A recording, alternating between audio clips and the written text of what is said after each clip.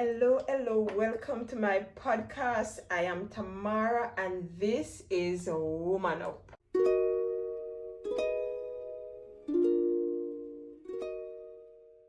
So I decided to make this video because I was recently talking to a friend of mine and something that she said inspired this video. There are some things that I had to do, some changes I had to make, and a lot of healing I had to do and still healing, right? So today I will be sharing with you a little bit about how I found my passion, how I found out what I wanted to do, and how I am able to stick to it, right?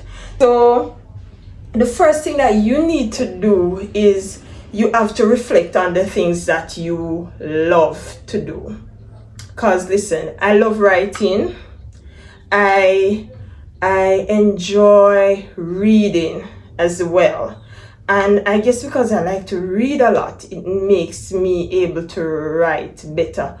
I am yet to publish a book because I am not comfortable letting anyone read my materials, but I'll get to that soon, right? But I had to do a lot of self-searching to find out what I really enjoyed doing. After I searched and I found, I experiment on new things. So that's the next thing I do. So sometimes, say you like reading, but you need to try something new. Next thing that I did after I found what I like to do was I also tried new things. So I did a lot of experimenting. Even before I ran the school, I operated a clothing store. I tried so many different things because I didn't know if I would find something else I was good at, right? So I did a lot of experimentation and I try a lot of new things. You have to try something. Some of them you'll fail, some of them will succeed, but always try. That is the very most important part. After you have tried new things, after you found out what you like, is you will assess the things that you are strong in. Like, you're going to do a complete assessment of things that you feel that you're good at. You can do that by the compliment that you get from others. Because, for instance, you're a hairstylist, right? And you are only combing your hair, or you do makeup, but you're only doing makeup on yourself, and people is complimenting you and saying, okay, this makeup was good, that hairstyle was good. You need to do stuff like that and pick the things that you believe that you are strong at. So that's the next point. And next thing that you need to do, and this for me took an assessment of self, and it might not be easy. And next thing that you need to do is you have to determine what your values are. So for instance, you need to decide what you want to do in creating, for instance, this job or starting this business. What is it that you would like to accomplish, right? So my value was always to make a difference in the world, because they say you should be the change that you need to see in the world, and that was one of my greatest values. So your value might be different, but whatever it is, you have to find out what your value is in order to assess if what you are doing, what your passion is, if it aligns with your value. Once it does and it aligns with your value, you need to seek inspiration. So for me, inspiration comes from multiple sources. I read books. As I say, I don't watch a lot of television, so I read a lot of books and I talk to a lot of people. it is better if you find persons who are interested in the same things that you are, and you can from them be inspired. Because sometimes you want to start something and you have to go to persons who are doing something similar to what you want to do. You can talk to them, get advice, and I am sure maybe one or two of them, not everyone, will lead you in the right direction, right? Of gatekeeping happens in some industries. Whether you're searching for a job or you're looking to start a business, there are persons who are not willing to give out a lot of information. But that's when Google comes in. Do your research. If you can't find persons you talk to, listen to podcasts, read your books, find books that are similar to your interest, and do a lot of reading. Knowledge is never ever too much, right? And next thing that you need to do is limit your distractions. And when I say limit your distractions, it does not necessarily mean get rid of persons, because the main distraction that we have today is social media. Social media can be good, social media can be bad. You need to find the good in social media and use that to your advantages. So if there is anything in your life, if it's a friend or a family, and your goals, your dreams does not work well with that person.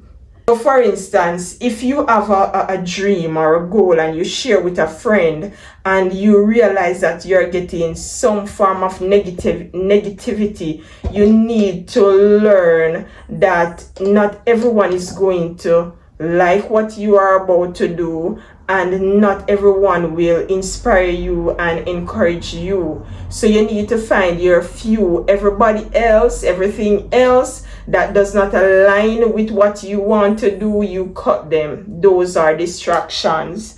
You need to set clear goals.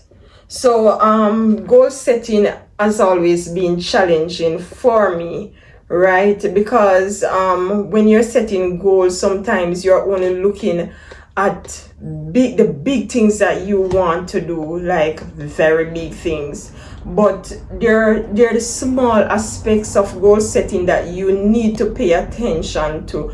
You need to pay attention to the small stuff. For instance, you have to have like a weekly goal.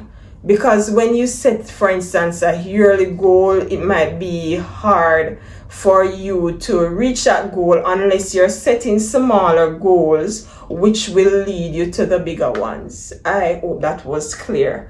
But set clear, precise goals and work towards them.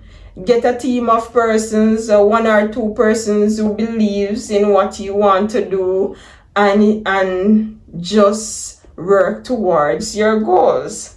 All right. Another thing that you need to do is you got to be patient with yourself. I have given speeches in recent times where I told the story of how it was for me starting the school, and the mistakes I made, and how I felt after I realized that I had made a mistakes. And because I really want everything to be smooth and problem free, and I found out over time that it was never that way. I made so many mistakes, but the thing is, you have to learn from the mistakes. So you need to be patient with yourself. You need to be true to yourself. You need to know that you are not going to get everything right at the first try. I never did. I am still trying to get things right. The most important thing is that while I'm trying to get things right, I never stop.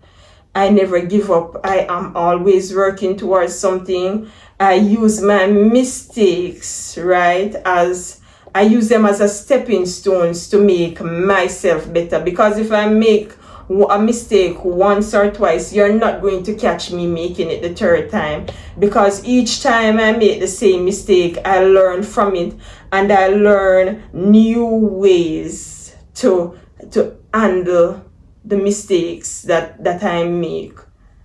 Yes, you can say that I use my mistakes as stepping stones. So you are going to make mistakes along the way. You might start something and then you realize it's not what you really want to do, and you might have to go back to the drawing board.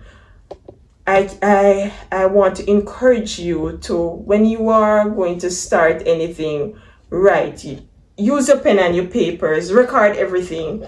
You will have those notes. You can go back to those notes. You can see what you have written. For instance, you write 3 different passions, 3 different things that you enjoy doing, 3 different things that you are good at, and you select one and you start, and during the course of doing that, you realize that's not what you really want to do. Go back to your notes, go back to your book, but never stop trying. Never stop trying. I do a lot of self-reflection, and self-reflection has helped me to make better decisions. So that is something else that you can do, because don't just start something and finish, because nothing is done or nothing good is achieved in one day or one night. When I started Francella's Academy, I had 2 students in my first week. My second week, I had maybe 4 students. A lot of persons told me that this was pointless and it's not making any sense, and I should go and I should look at job and stuff like that. But I knew that it was just the beginning, and as long as you have a passion for the thing, because I want to make a difference in the health field. I want to train nurses. I want to not only be my students' teacher or their principal. I want to be someone who they could talk to. Owner being the CEO, the principal of that school, has given me so much opportunity to do so much more than just teach persons. I have become a counselor, not only for self-improvement. Sometimes my students have certain difficulties and they need somebody to talk to, and I am glad I didn't give up when the critics told me that it wouldn't work, and I would need the same thing for you. So whenever you find your passion and you are working on it, don't let anyone let you feel less, and don't let anyone tell you that it's not going to work. Try until you are able to achieve what you really want to achieve. This is my first video, and if you have come this far, I thank you very much, because I know I was saying a lot of things and the video might be a little bit long for some people, and I thank you for tuning in this far. Please subscribe to my YouTube channel if you have not yet. You can also follow me on Instagram at Woman Up Podcast. You won't regret it, and I look forward to sharing with you on a weekly basis. This episode, I would like to tell you thanks for joining. You can also drop anything that you want me to talk about, as long as I feel like or as long as I look on the topics and it is something that I have knowledge on, I will talk about it for you, right? Stay tuned also for the interviews and the women I will be introducing to help you. So long, enjoy your journey, and woman up.